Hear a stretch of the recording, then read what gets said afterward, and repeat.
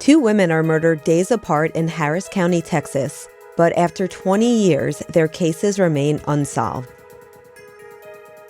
This is the Mary McInness Morris and Mary Lou Henderson Morris stories.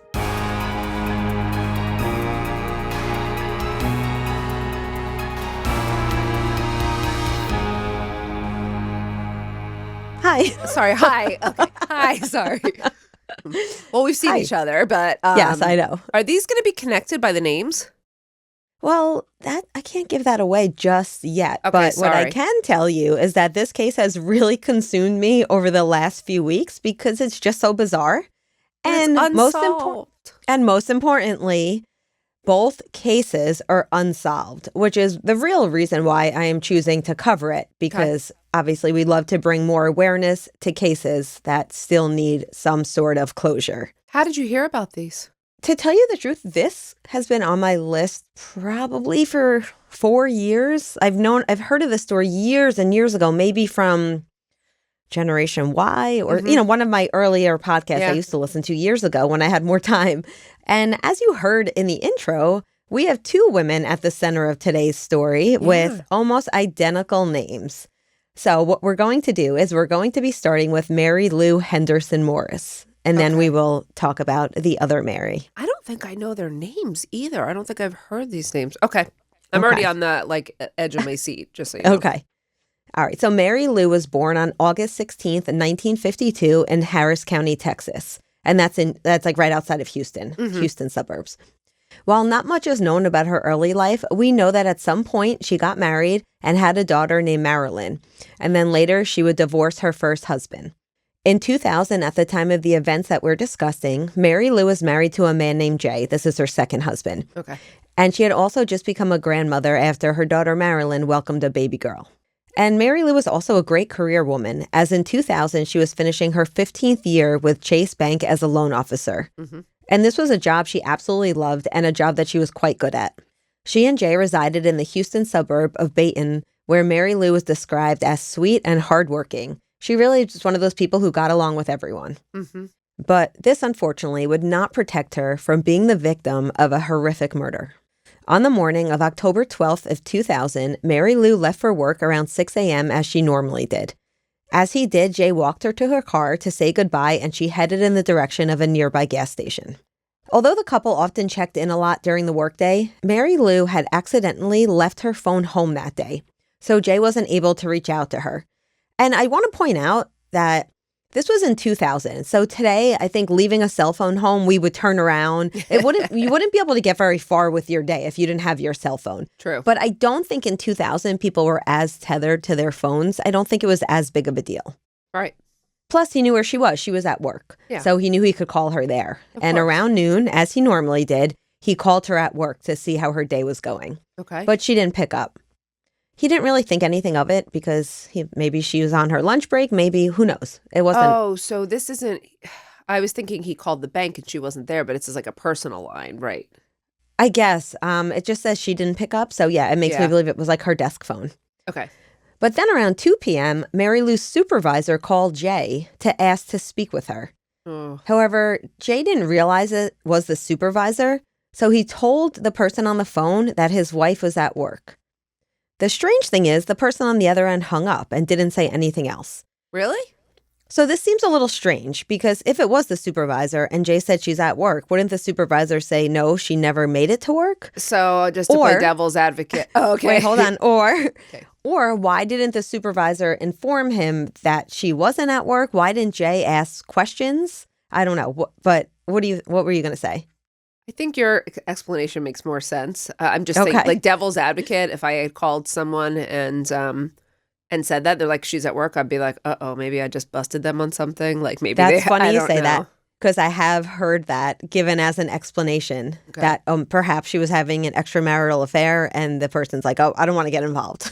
Or like anything. Maybe she wanted to go to the spa for the day. Exactly. Yeah. Around 2 hours later at 4 p.m., Jay tried calling Mary Lou again at work. And this time he was informed that she had never arrived. So I guess at this point he called perhaps the main number and spoke to someone else. Okay. And this wasn't like her at all. She was incredibly responsible. So Jay began to panic a little. He called Marilyn, her daughter. He put in a missing persons report, and he wanted to see if he could trace her route from that morning's commute. Okay. So Marilyn came to the house to go with Jay in the car to trace the route of Mary that morning. All right. But though Mary and Marilyn searched the area, there was no sign of Mary Lou.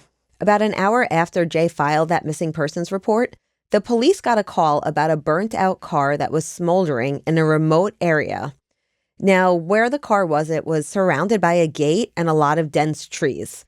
So remember I said Jay and Marilyn went out looking for her? Yeah. It's not, you wouldn't be able to really see it from the road. You'd have to go through a gate to get there, which is why they probably didn't notice. Okay. Now, this area was about 3 miles from Mary Lou's home. And as I said, it was a bit off the main road. Interesting, it was in the opposite direction of her job. But I mentioned she could have been going to get gas. So Jay said when she left the house, there's kind of 2 directions. One direction is towards work and the other direction is towards the gas station. So he says she did go that direction, so it is possible. And I wonder if this is a regular gas station for her, I'd assume, then. This is somewhere. It wouldn't be odd for her to go to this gas station. That's what it sounds like. Okay. A little bit more on that in a minute. All right. So the fire department had been alerted to dense smoke coming from this area. And this is around, it was around 10 a.m. that morning.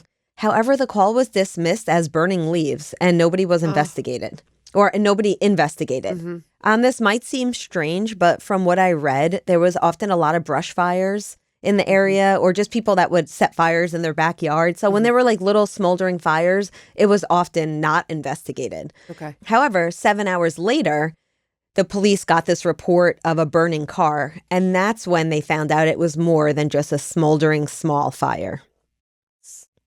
In fact, whatever had started the fire had burned so hot that the tires, the engine, all the glass windows, and the car interior had fully melted, and even the trees surrounding the car were charred.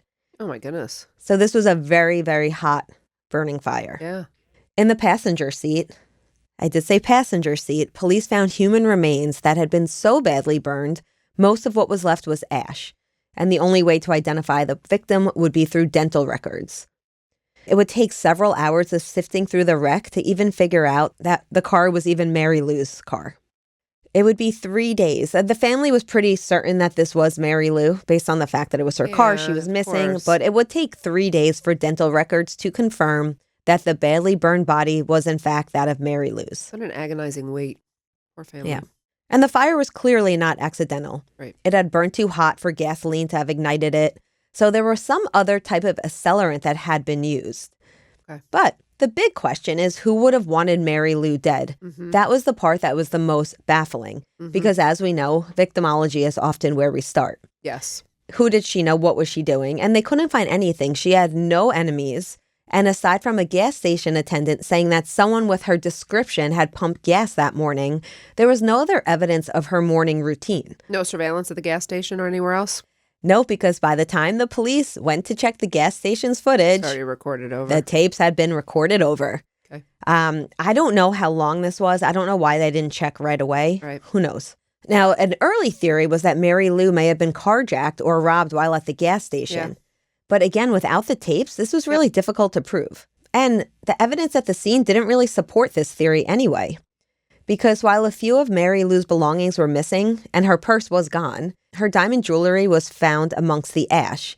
And no one ever used her credit cards. Well, it's possible that this wasn't a carjacking, that she was the victim of a sexual assault covered up by a murder. Of course it is, yeah. Yeah.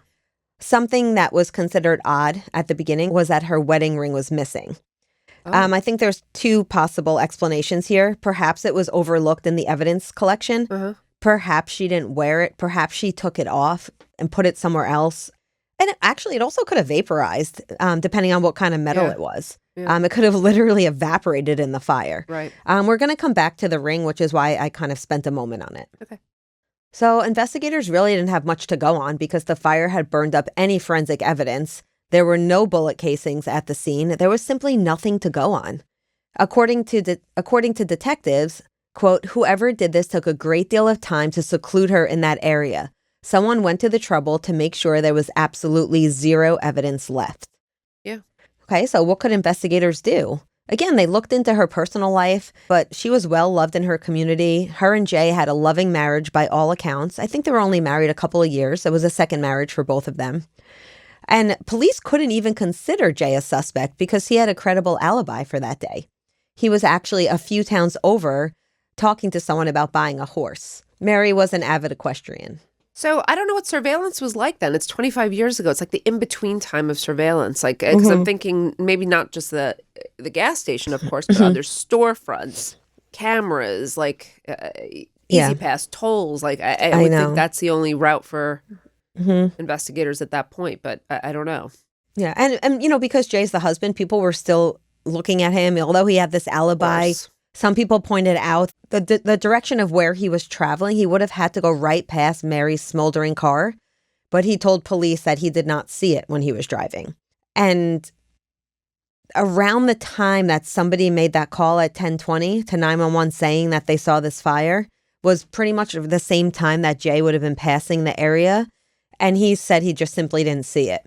Now, this could be a timeline misunderstanding. He could have been focused on the road and the fire was off to the right. I don't know. I wonder if they had any similar cases like this one also, because I would assume that law enforcement was going to run.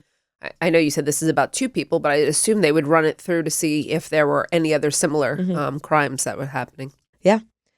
I'm sure they did that in their investigation. I don't have the exact information about it. Right. But going back to Jay, he was cleared almost immediately. And they also ruled that no one else in her life was a suspect. And unfortunately for her loved ones, her case pretty much went cold. Now, some people threw shade at Jay because a few months later he got remarried. I see no issue with that. Can't judge people for that. At all. Yeah. I certainly understand why. Yeah. I understand why, it's always like this kind of like, what do you mean? The surprise but, you don't know. Yeah. And Mary Lou's daughter, Marilyn, has, she's expressed a lot of frustration over the way the case was handled by police.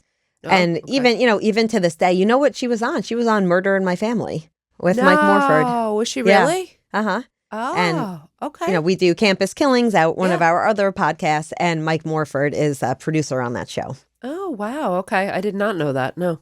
So as you heard in the intro, and because we're only a couple minutes into today's episode, of course, this is not the end of the story. No. Because only 3 days after Mary Lou's body was found burnt to ash in her own car, another woman with an almost identical name was also found dead in her car. 3 days? 3 days. How close of proximity? Same county. Proximity, same county. Now we're talking about a very large county. Harris County in Texas is a very large county, but same county. And they resemble each other a little bit. Now, this woman was Mary McInness Morris. She was 39 years old, and she was a nurse practitioner who also lived in a Houston suburb. On Monday, October 17th of 2000, Mary McInness Morris was found dead inside of a car in Houston. The day prior, Mary had a strange encounter in a drugstore after administering a flu shot to her friend Lori. Let me run through this with you. So Mary worked as a nurse. She met with her friend Lori to give her a flu shot. I read in some report that it may have been a vitamin shot, whatever it was. Okay. She met her friend, administered the shot, and then she was running some errands. Okay. Now, this included a trip to a post office, a grocery store, and a drugstore. Mm-hmm.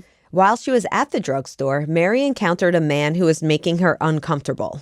So much so that she called Lori to tell her what was going on. Oh, okay. According to Lori, Mary didn't sound scared during the phone call at all, but did explain that there was this creepy man and that this was somebody that she knew through her employee, Dwayne Young. So Dwayne Young, we'll talk more about in a moment, but Dwayne Young is a man who worked with Mary, and the two had a bit of a tumultuous working relationship. Oh, okay. So she knew the person who was making her uncomfortable. No, the person making her uncomfortable was somebody she had met through this man, Dwayne. Oh, so like they may have been at like a party together or something. He looked familiar. Okay. She associated him with this man, Dwayne. Okay. Now, Lori, she used to work. I believe she used to work with Mary, and they became, they stayed friends after Lori left work. But Dwayne Young was a nurse who worked for Mary. And he had made an HR complaint about Mary, and he generally made her feel uncomfortable. Oh, wow. Okay. HR did make him leave at some point. Somebody went into Mary's office and like turned pictures upside down. And then on his calendar, it says like death to her, never saying Mary's name, but there was like just some like creepy stuff going on. That is creepy. So anyway, on this phone call, Mary told Lori that she was going to go back to work to turn off her computer before heading home. Some people say this is strange. Like, why do you have to turn off your computer? I mean, some people say, could this have something to do with Dwayne? Yeah. I don't know. There's a million reasons why somebody could want to go back to work to turn off their computer. Yeah. Regardless of why she was going back to her office, 15 minutes after hanging up with Lori, Mary called 911. Now, the contents of these tapes have never been released. Okay, I will talk a little more about them in a few minutes, but unfortunately, we simply can't know what was said. It's a real nail biter, Amy, this one. That evening, Mary did not come home, and her husband, Mike, tried to get a hold of her. This would be about an hour and a half after she called 911. Mary's phone showed a 4-minute incoming call from Mike, who had been at the movies with their teenage daughter, Katie, at the time of the murder.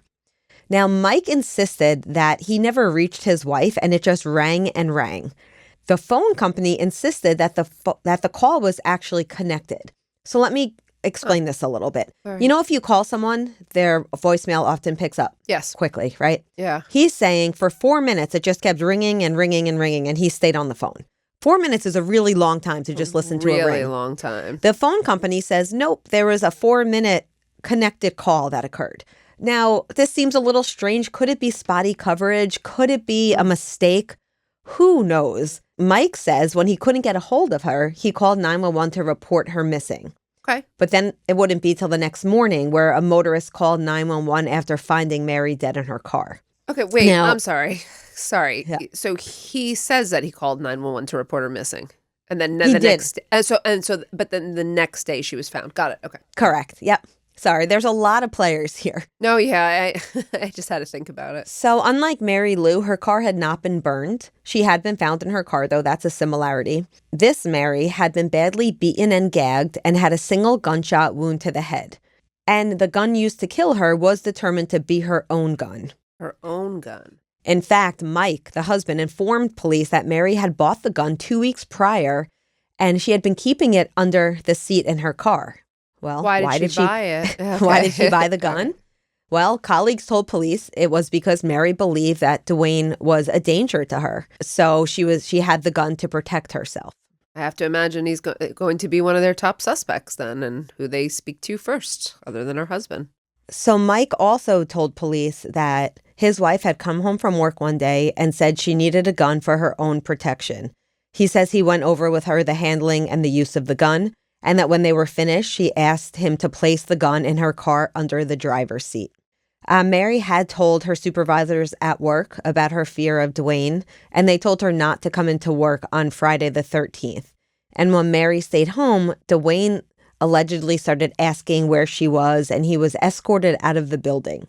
Why did they tell her not to come in? Was he making a real credible threat? Remember, she saw on his calendar, it says like death to her. Oh, goodness. So it was written on that particular day. So they were like, you know what, just don't come into work. Like, let us figure out what's going on, but, don't even bother. Apparently, he went to work looking for her, banging on windows. But again, this is just like some hearsay here and there. So I'm not exactly positive. There's no like surveillance or police reports on this. I think either way, this guy seems like a viable suspect, right? I mean, I think he's going to be probably her husband and him are going to be the top two immediate suspects. Yeah. Well, there's absolutely nothing to link him to the crime, and he was not charged. Okay. So as you just said, police do what they normally do. They looked at her husband. Yeah. And they soon discovered the couple did not have the happiest marriage. He had suspected that Mary was having an affair, something that she denied. Okay. But according to Mike, the two were in a good place at the time of her death. And that, everything was okay between them. When you say they couldn't link this other person to the crime, is there any other, does he have an alibi or anything else? I couldn't find anything, but they were able, I don't know if he must have had a pretty tight alibi if they were quickly able to rule him out. Okay. I do not fault Mary's husband for this, but many people think it was shady. He got an attorney right away and he refused to take a polygraph. No, I don't fault him for that. I don't either. He says he was on medication for anxiety and depression, and he didn't know how it would react. I see nothing wrong with this. You take a polygraph, and I can't tell you how many cases have involved faulty polygraphs. You take a polygraph and it shows any deception. That's it. You're the suspect. You're, I do not fault anyone for getting a lawyer or for refusing a polygraph. Yeah, I don't either. Now, there was no evidence tying him to the crime. There was no DNA, fingerprints. They searched his house. He did cooperate with the police as far as searches and interviews. So through this his case, attorney. Good. Yeah. Good. So this case, too, just like the other Mary Morris, went cold. But with so many similarities and the murders happening within days of each other, many web sleuths feel that these two cases are related. Yeah, I could see that as well. So before I tell you what the web sleuth theory is that all? Is that like actually, basically you know what? all the information? Okay. Yeah. I think what I want to do is I'm going to lay out what's floating around on the internet. Okay. And then I want us to talk about what we think is actually viable. Okay. If that's okay. That's fine. I already have an idea, but it doesn't mean it's anywhere near right. So. Okay. Well, no one's right because these cases are unsolved. Right. One of the most popular theories, which is interesting, but I think we can poke a lot of holes in it, is that this was a hit gone wrong. Oh, both of them? No. So the reasoning behind this theory is that both women obviously are named Mary Morris. They looked kind of similar. They both had short, dark hair around the same height.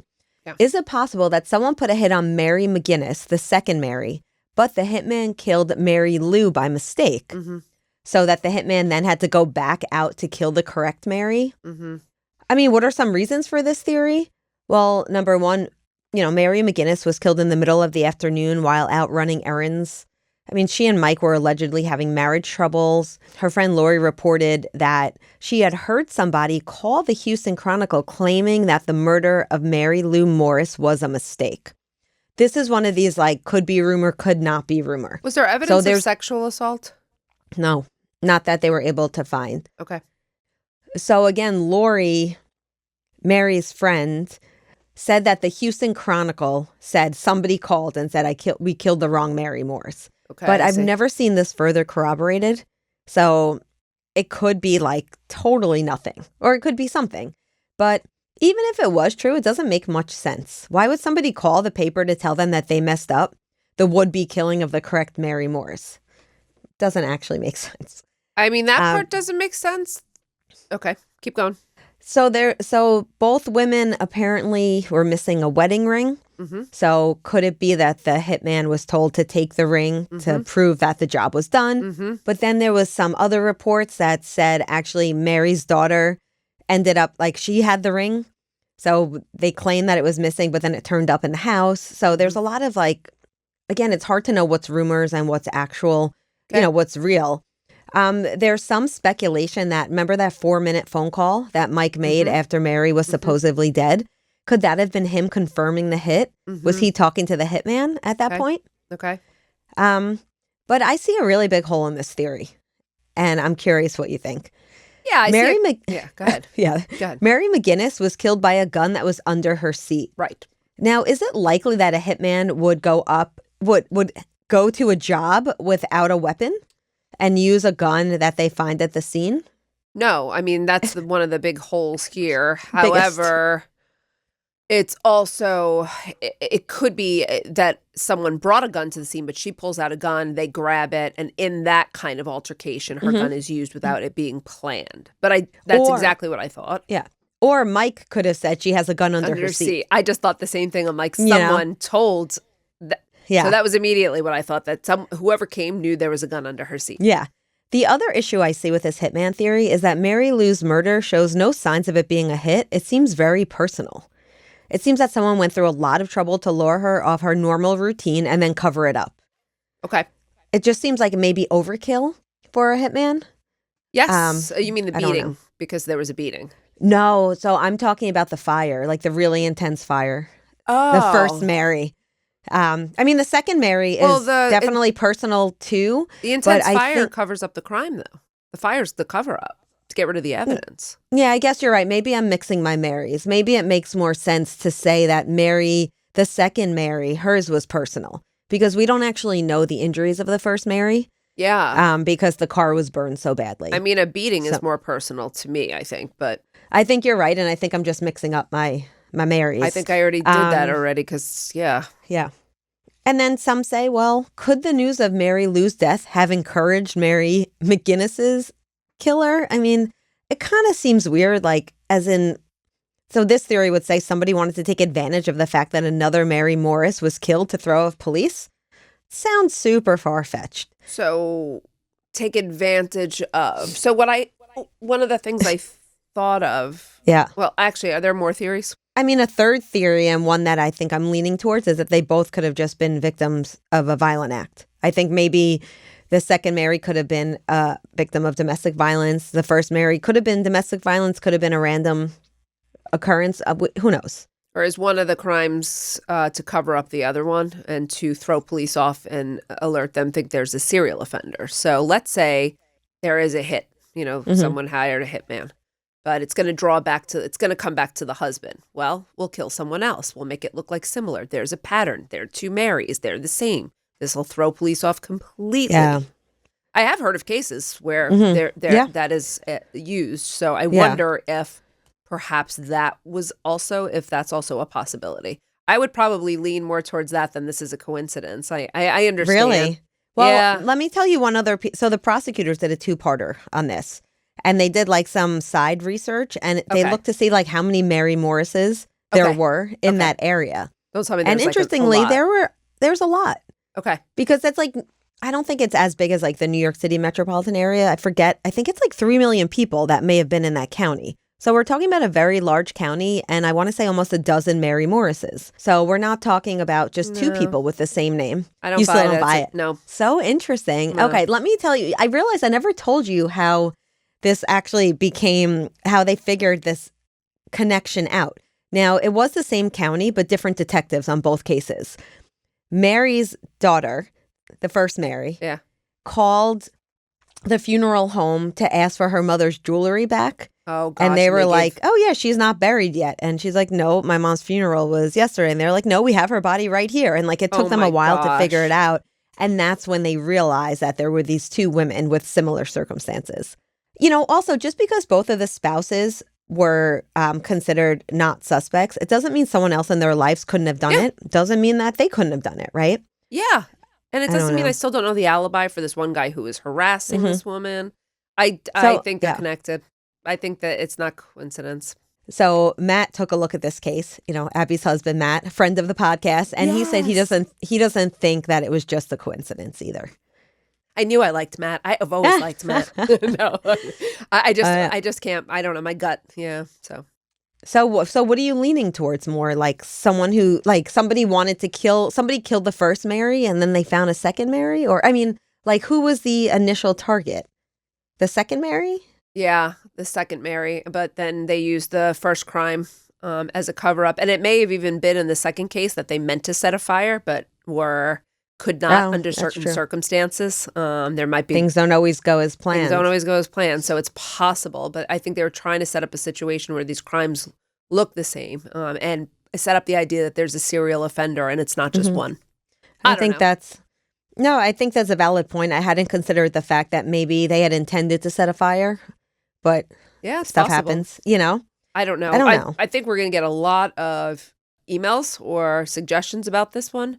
I look forward to hearing what other people think. And our theories are just your theories based on your research, and you did deeper research than I did. Mine's based on the information that you gave me here. So, but everything I gave you here is pretty much my research. So, I don't know. I think most people lean towards the fact that they are connected in some way, right? But it's just so unclear how. Yeah, no, it's a real this one's a head scratcher for sure. Yeah. Has there been any progress at all in these investigations or any new tips, new leads? Nothing? Not that I'm aware of. As far as I know, both cases are still open and active. 25 years we're talking about here. Were there any rewards, tips? Nothing. Oh my gosh. Well, I can tell you that if you have any information about the deaths of either Mary Lou Henderson Morris or Mary McGinnis Morris, you can contact Harris County Sheriff's Office Homicide Detective Jeff Thomas. That's jeff.thomas@hctx.net. Or you can call Crime Stoppers at 1-800-222-TIPS, TIPS. Wait, I'm sorry. I just can't believe we're at the end. I still have questions. I know. Was there, I know in the fire, there was probably not DNA, but was there DNA for the other case? They said they found no. Also, I think this is also one of those cases where the investigators are keeping some information close to their chest. I love when you say close to the chest. It's so cute because I say close to the vest. I say close to the vest, and you say close to the chest. It's so cute. I love it. I don't know. I mean, they're kind of the same thing. They are, yeah, but I love that you say close to the chest. But yeah, so because we know in many cases, the police know a lot more than they're telling the public, so that if and when they find a viable suspect, they can sift out the BS from the real stuff. So yeah, there's probably likely more information out there that we simply just don't know, especially that 911 call. And a detective who had heard the call or who worked on the case did say in reports that it's one of the worst phone calls he's ever heard. And on the phone call, the end of her life is heard. I forget the exact wording, but the attack itself was heard. So I'm assuming there's something she said in that tape that they're keeping it so private. So that's probably a big piece of evidence for them. But every case is solvable, and now I just want to know, should we call him, you think? Should we call the detective? Sure. I just want to know if there's any updates. Was there DNA? You want to get him on the line? Call? Wow, that's a really interesting case, Amy. I really, at the end, my gut really tells me, or just the information, that they're somehow connected. And I hope that we can find out. So I hope you'll be doing an update that delivers the whole enchilada. I would love to be doing an update on this case because there's two unsolved. So an update on either one would be, something. Right. Yeah. So I don't want to do a question today, just to switch things up a bit. I have not spoken to you since last night's happy hour. Oh my gosh. Yes. Yeah. So I figured let's quickly chat about that. So you were missed. You were sorely missed. Everyone sends their hellos. Amanda with her cute dog and the cute dog bangs says that she missed you. A couple other people as well, of course. Last night was really fun. So you missed a pretty big happy hour too. We had like 25 people, something like that. Fun. Do you know where people were from? That's my favorite. Was anyone from like a really fun country? I want to point out, I did not do the thing. You never do that. Okay. I don't ask people exactly. What I kind of do in the beginning this time was like, just ask if someone is new and they want to share or say hello, let me know. And so we did have someone new from Canada. Fun. And we had one or two new people. But I will say people came with like their A game, like in terms of questions. I didn't even really get to topics that I was going to discuss because there were questions the entire time. A couple of people were interested in my Reconsidered that I just did about Amanda Lewis. Do you remember a lot of people think she's guilty, it seems, right? The people in our group were leaning towards innocence, but I think the consensus was, how could you know? The only evidence was her small child who testified against her. So people were interested in discussing that. A couple people, we talked about other cases. We talked about Karen Reed. Diddy? We got to Diddy, but really quickly, I thought it was interesting. So someone was very surprised that Karen Reed was not found guilty. And I thought that was surprising. She said, she asked if I thought Karen would be found guilty. I just said, no way. I didn't think anyone would ever find her guilty. Yeah. But I didn't think maybe not guilty. I thought it would be a hung jury. Yeah. We, at the very end, only got to talk about Diddy for a couple minutes. We talked about some other documentaries that are going on right now. Someone asked about my documentary list, or I said, yes, I'm supposed to come up with that. I've got that. I'm on top of that. Yeah. I have to tell you, we probably could have gone like for hours. And had I not, I was going to say, if Hannah wasn't crying and had I not eaten dinner, or had I eaten dinner earlier, probably would have. I mean, we went well over an hour, but our group is fun. And I just want you all to know I can hang out with you all night. I can't wait. This case today that you just covered, I literally can't wait to discuss it at our next AMA. So hopefully we'll be doing that one, and we'll have some of our own sleuths. But it was really a great time. Some people have asked, AMA has asked me anything. It's like a Reddit thing. Because not everyone knows that. I certainly didn't know that when I first heard it. Someone said, ask Meghan. They thought it was Ask Meghan and Amy. Oh, remember? I love that. Yes, that's I think you're cute. the one who told me that, no? Oh, maybe not. Possibly. I don't know. But I also want to say I hope to be doing some of these live in person soon. That's something I keep pushing. Some of these like get-togethers, but we'll see if we can find the time. One way or the other, we are. Anyway, it was a great time, and I look forward to the next one. And of course, I look forward to you being at the next one. Yeah. All right. Well, thank you so much for that update. Thank you all so much for joining us today, and we will catch you next time on Women and Crime. Women in Crime is written and hosted by Meghan Sachs and Amy Shlosberg. Our producer is James Varga. Script editing is by Abagail Belcastro. Audio editing is by Siler Burr and Jose Alfonzo. And music is by Desert Media. If you enjoy the show, please remember to follow and leave a review. You can also support the show through Patreon, where you can get access to additional ad-free content such as exclusive full-length episodes, lectures, a book club, and virtual happy hours with Meghan and Amy. For more information, visit patreon.com/women-and-crime. Sources for today's episode include Unsolved Mysteries, the Houston Chronicle, ABC News, Fox 26 Houston, and the Associated Press.